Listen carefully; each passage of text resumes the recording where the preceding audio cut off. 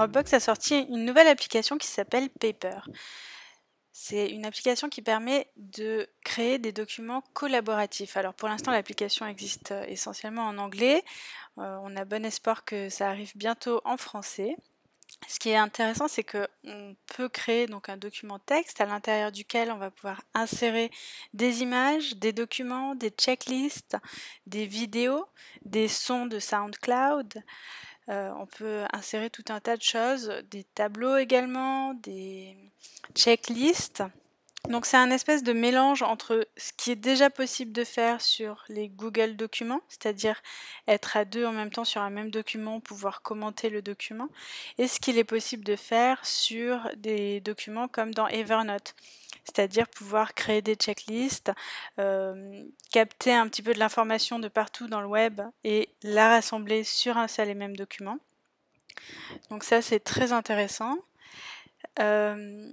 Donc ce qu'on voit, c'est que Dropbox est en train de s'orienter vers le document collaboratif, qui était une fonctionnalité qui manquait réellement, puisque les documents auparavant stockés dans Dropbox étaient modifiables seulement par une personne en même temps, et il fallait les modifier en les téléchargeant sur l'ordinateur. Cette application Paper est une application qui n'existe qu'en version web. C'est pour ça que ça permet un format aussi riche de divers contenus, comme là on voit une vidéo. Et c'est pour ça que ça permet également la collaboration, c'est le fait que le document soit en ligne.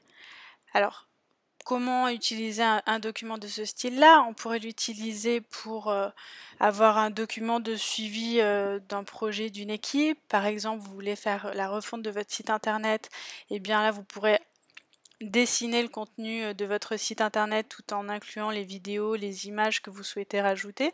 Ça sera plus facile pour communiquer avec votre webmaster par exemple.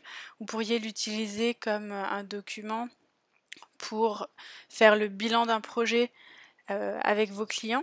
Il vous suffira de partager ce document comme un compte rendu par exemple avec vos clients. Il suffit de partager le lien qui amène vers le document. Il y a plein d'usages possibles des documents collaboratifs. Ça peut être donc la gestion de projet en rayant des tâches, histoire d'avoir un document compte rendu de la gestion de projet et de savoir bien qui réalise toutes les tâches. Les petits moins, c'est que il n'y a pas de possibilité de mettre en forme le texte, mais c'est quand même très propre, donc ce n'est peut-être pas une fonctionnalité les plus urgentes de cette application. Un gros plus, c'est qu'on peut rajouter des documents Google, des bouts de code de sites internet, les images s'insèrent très bien et s'organisent très bien.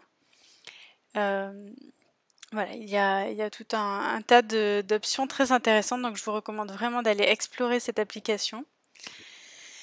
Comme dans les documents Google, le bouton partager se trouve en haut à droite et il est bleu. Donc au moins on garde les mêmes codes, ça c'est beaucoup plus facile. J'espère que cette application Paper de Dropbox va vous donner plein d'idées.